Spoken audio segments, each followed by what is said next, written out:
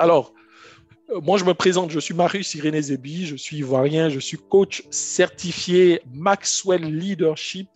Je suis aussi consultant, formateur sur les problématiques de performance managériale et commerciale et j'interviens en fait tant dans les entreprises pour pouvoir accompagner les managers, les middle managers à pouvoir être encore plus productifs dans la gestion de leur équipe, dans la façon d'assumer leur posture de management. Mais j'interviens aussi avec les particuliers, avec des programmes spécifiques pour les former parce qu'il y a des parcours spécifiques de formation qu'on a créés comme le Manager 2.0, comme coacher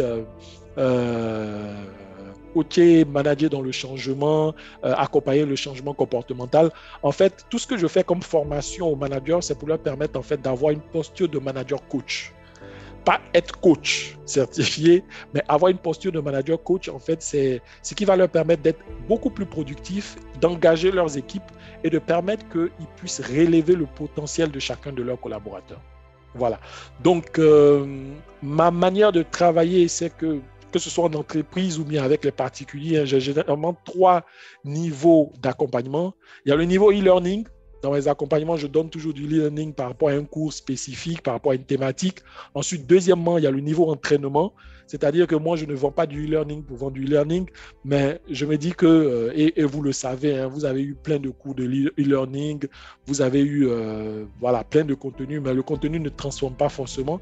C'est à partir du e-learning, vous venez en salle, tout se fait de façon virtuelle et on vous entraîne. On vous entraîne, donc ça c'est le deuxième niveau, il y a l'entraînement.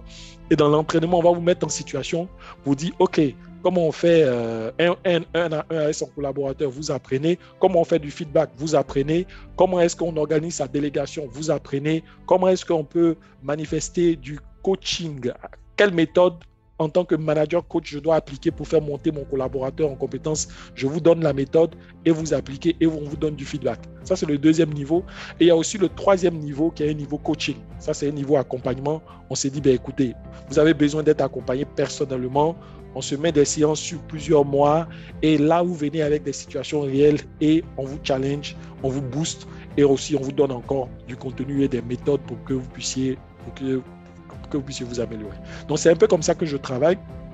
Et j'anime avec Maliki, que vous connaissez sûrement, la communauté Le Manager Influent. Comme sur LinkedIn, on va mettre le lien dans le chat pour que ceux qui ne sont pas encore sur la communauté puissent rejoindre la communauté parce que c'est vraiment du contenu que nous partageons gratuitement. Il n'y a rien à payer.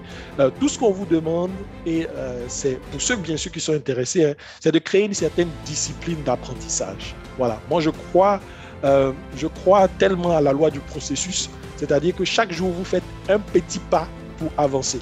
Et c'est un peu ce qu'on veut créer en vous mettant dans ce groupe LinkedIn-là, de vous mettre dans ce processus d'apprentissage où chaque jour, vous consacrez ne serait-ce que 10 minutes pour apprendre quelque chose au sujet du leadership et au sujet du management.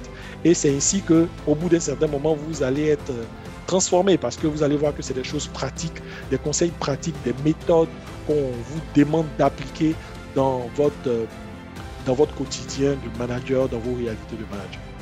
Alors, ceci dit, ça vous permet, j'espère, pour ceux qui nous rejoignent pour la première fois, de connaître un peu mieux ce qu'on fait et pourquoi vous êtes là.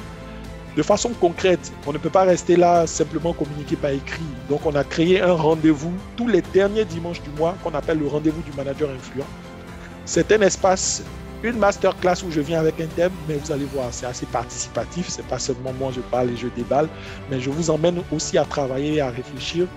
Et l'idée, en fait, c'est d'emmener des thématiques où on va réfléchir sur notre posture de management.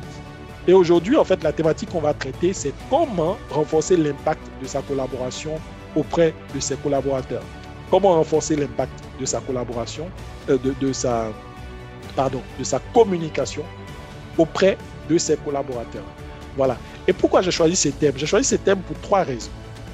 La première raison, c'est que, on le sait tous, un manager qui est impactant dans ses communications va réussir à produire du résultat pour son équipe. Parce qu'il va se faire comprendre, il va arriver à faire passer son message. Donc ça, c'est la première raison pour laquelle vraiment j'ai voulu qu'on parle de communication du manager ce soir.